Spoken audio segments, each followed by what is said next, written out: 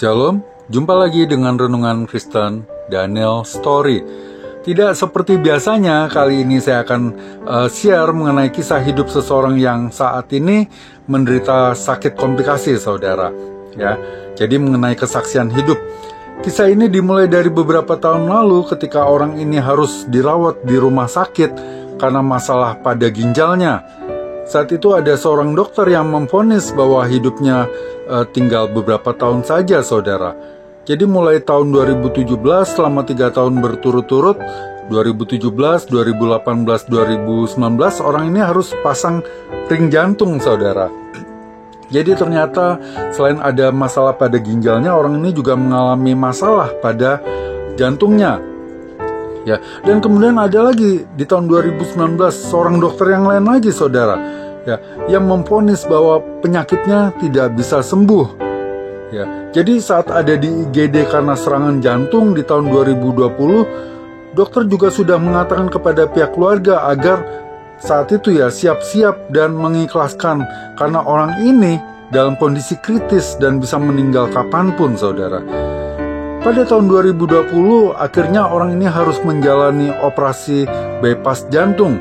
Dan setelah menjalani operasi tersebut, lagi-lagi dokter jantung yang lainnya lagi, saudara, ya, menyatakan sakitnya tidak bisa sembuh, kematian bisa menjemput kapanpun. Jadi sudah ada 3 dokter yang memvonis bahwa sakitnya tidak bisa sembuh, saudara. Ditambah lagi selain masalah ginjal dan jantung, juga ada masalah diabetes kronis yang menyebabkan orang ini harus suntik insulin setiap hari, ya. Sehari 3-4 kali suntik, saudara, seumur hidup. Diabetesnya pun sudah mempengaruhi mata dan sarafnya, saudara. Ya, jadi kakinya juga sudah mulai bermasalah, matanya bermasalah, tangannya bermasalah, sarafnya sudah bermasalah. Ya. Lalu apakah orang tersebut jadi putus asa? Apakah orang tersebut jadi mengasihani diri, saudara? Apakah orang tersebut depresi? Apakah orang tersebut merasa hidup dan masa depannya hancur?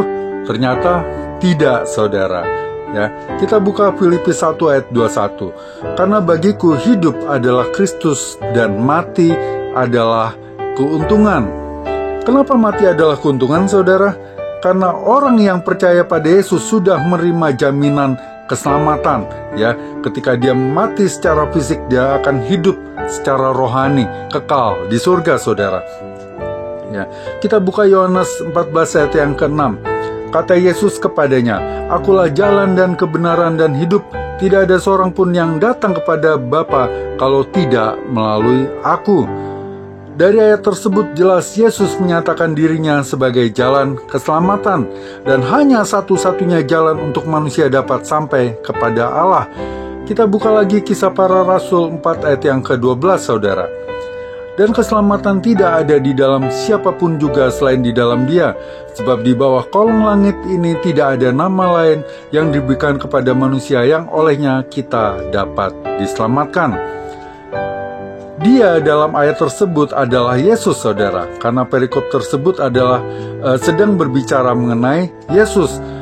Jadi sudah jelas hanya ada satu jalan keselamatan, yaitu melalui Yesus. Tidak ada alternatif jalan lain, saudara, untuk menerima keselamatan selain melalui penebusan Yesus, saudara. Jadi terjawab ya, saudara, terjawab.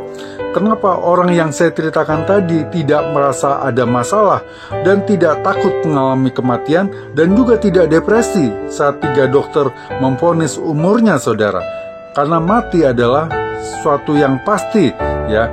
Yang masalah adalah kemana setelah kita mati, saudara. Tanpa Yesus jelas ya kita menuju neraka. Sebaliknya bersama Yesus kita akan hidup kekal di surga, saudara. Ya. Lantas kenapa orang yang saya ceritakan tadi tidak mengalami depresi serta mengasihani diri, saudara? Karena Tuhan yang menguatkan sehingga segala perkara dapat kita tanggung di dalam Dia. Filipi 4 ayat 13, saya bacakan, "Segala perkara dapat kutanggung di dalam Dia yang memberi kekuatan kepadaku." Jadi orang tersebut juga tidak depresi ya saudara, dan tidak mengasihani diri, karena orang tersebut tahu bahwa dia sudah menerima anugerah keselamatan hanya karena percaya pada penebusan Tuhan Yesus saudara. Keselamatan bukan karena hasil usaha kita, bukan karena berbuat baik saudara, tapi semata-mata hanya karena kasih karunia saja saudara. Saya bacakan Efesus 2 ayat yang ke-8 dan 9. Sebab karena kasih karunia kamu diselamatkan oleh iman. Itu bukan hasil usahamu, tetapi pemberian Allah. Itu bukan hasil pekerjaanmu, dan ada orang yang memegahkan diri. Keselamatan hanyalah anugerah dan bukan hasil usaha kita. Artinya kita ini tidak pantas menerima anugerah tersebut saudara, tapi tetap diberi juga dengan cuma-cuma melalui darah dan pengorbanan Tuhan Yesus di kayu salib saudara ya. Jadi jika orang yang saya ceritakan tadi sudah tahu bahwa dirinya sudah menerima anugerah keselamatan yang teramat besar saudara, maka bagaimana mungkin saudara orang tersebut malah mengasihani diri ya, apalagi depresi saudara ya. Malah dengan sakitnya ini dia menjadi punya banyak waktu untuk merenungkan dan menyelidiki firman Tuhan saudara ya. Allah bekerja dalam segala sesuatu termasuk dalam sakit yang orang tersebut alami saudara, untuk mendatangkan kebaikan bagi orang tersebut saudara ya. Roma 8 ayat 28 saya bacakan. Kita tahu sekarang bahwa Allah turut bekerja dalam segala sesuatu untuk mendatangkan kebaikan bagi mereka yang mengasihi Dia, yaitu bagi mereka yang terpanggil sesuai dengan rencana Allah. Lalu bagaimana saya bisa tahu pasti ya? Bagaimana saya bisa tahu pasti bahwa orang yang saya ceritakan tersebut tidak takut menghadapi kematian saudara? Dari mana saya tahu pasti bahwa orang tersebut tidak depresi dan juga tidak mengasihani diri saudara? Kenapa saya bisa tahu sepasti itu saudara?